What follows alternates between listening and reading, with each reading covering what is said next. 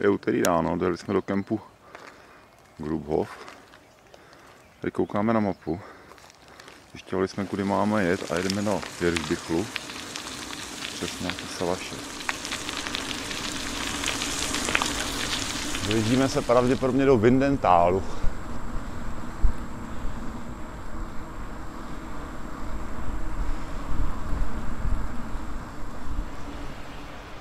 Jsme v 816 metrech ve Wildentálu.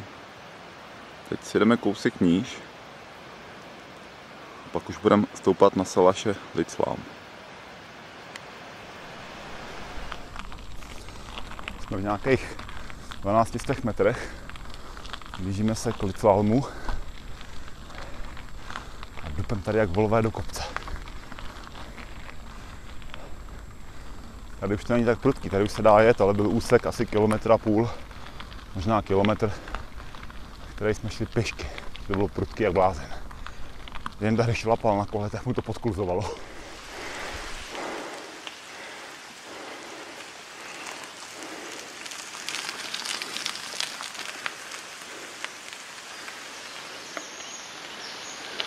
Dupej. Ty tam vlastně máš aj video, co? Jasné. Dobré.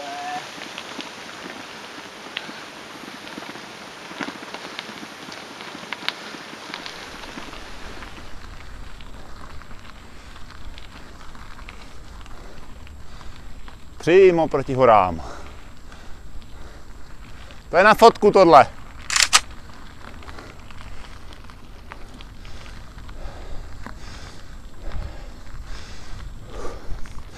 Myslím, že už tam budeme.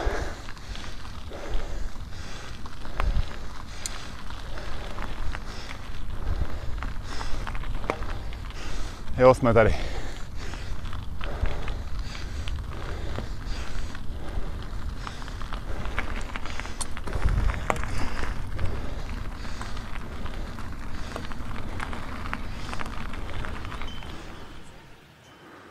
Je to nádhera.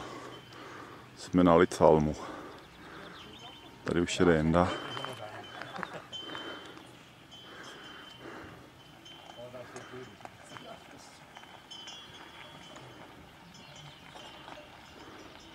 Něco pro diváky?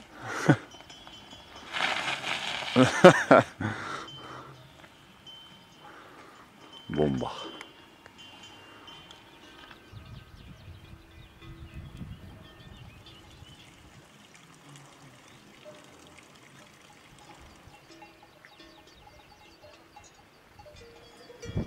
A ještě jeden pěkný záběr, ale teď půjdeme dolů jenom. Půjdeme přes Hirschbichl, tam se zapauzírujeme. Ne. To je ta kráva, co na nás houkala.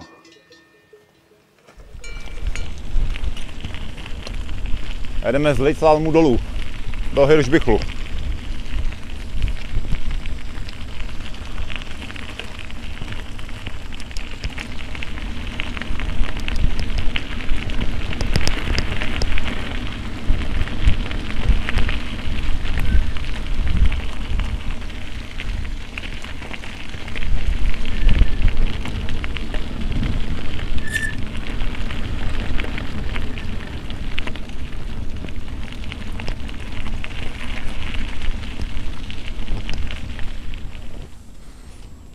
Tak, jsme v Hirschbichlu.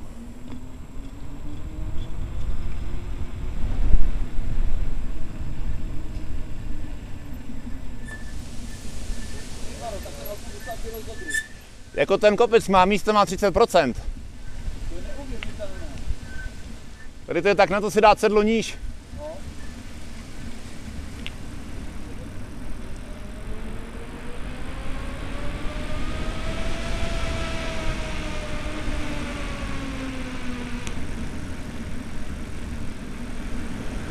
Jak blázen. Je, no.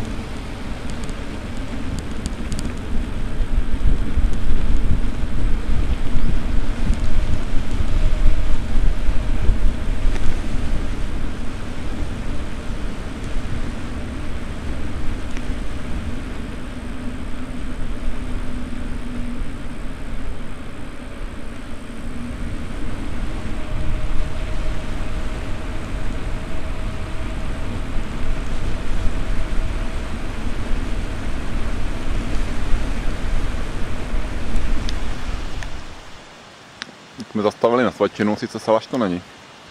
Je to jenom nějaké odpočívadlo. Salaš nás nepustil zákaz vjezdu cyklistů. Tamhle se cpem.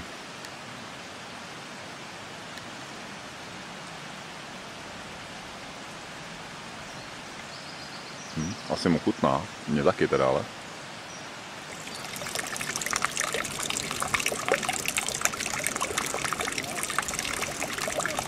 Jo, Jenda se kochá.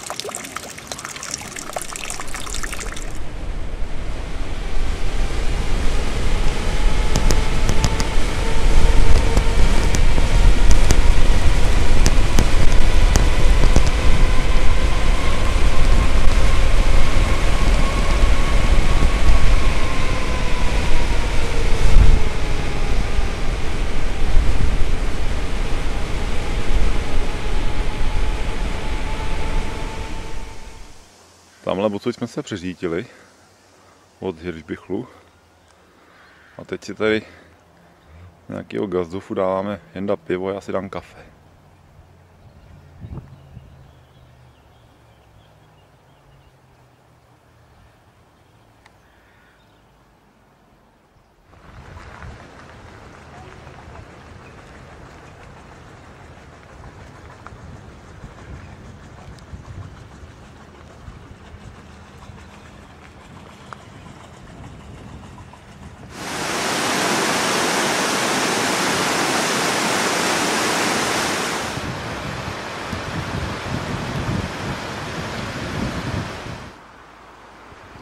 Odbočili jsme ze silnice, která nás vedla už na Lofr.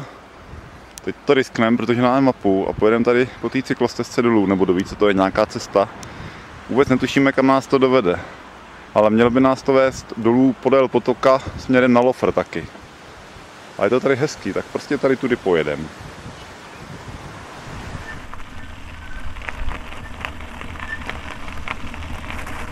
Jo, je to v pohodě.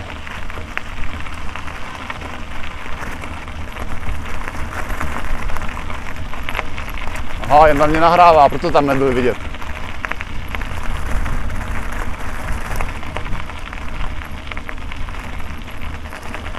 Počkám dole!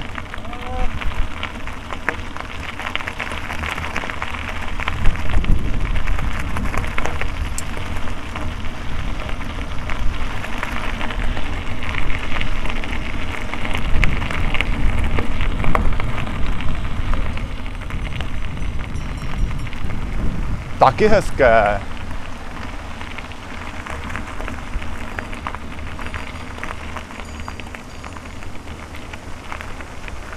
Nať stahovat kalhoty, když Brod je ještě daleko. Mám to projet?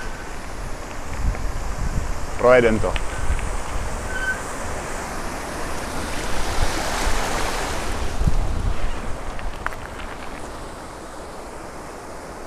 A teď jede Jenda, já jsem to projel, Jenda taky. Já taky!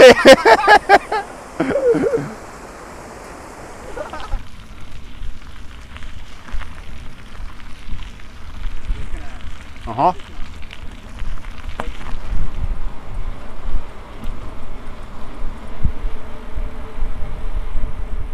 Měla motor, že jo? Jela moc lehce.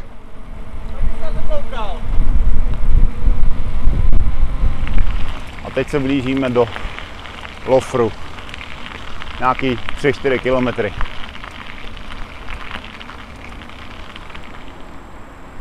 Tak, jsme doma.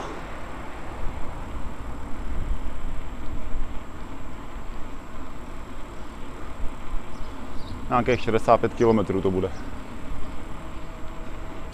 Přejíždění nahoru a dolů odhadem 1000–1100 metrů. No, jsem viděl.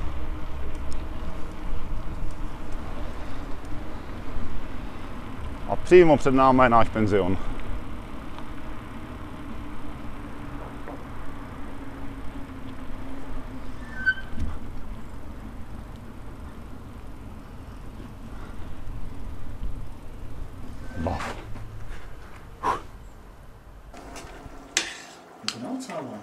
Po výborném výletě, dobrý oběd, no spíš odpolední svačina. Klasicky polivka v pytliku. A konzerva.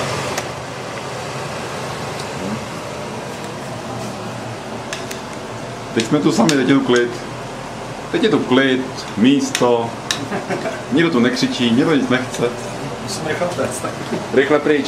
Máme kartu od baráku, můžeme jít do bazénu na koupaliště. Jsme s Jindou v místním venkovním bazéně. Zdarma, součást ubytování. Je tu úžasný pohled na hory.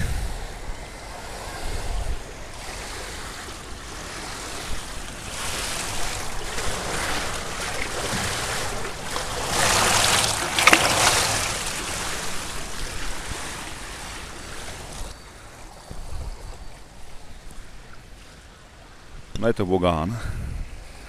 Nevím, co je z toho vidět.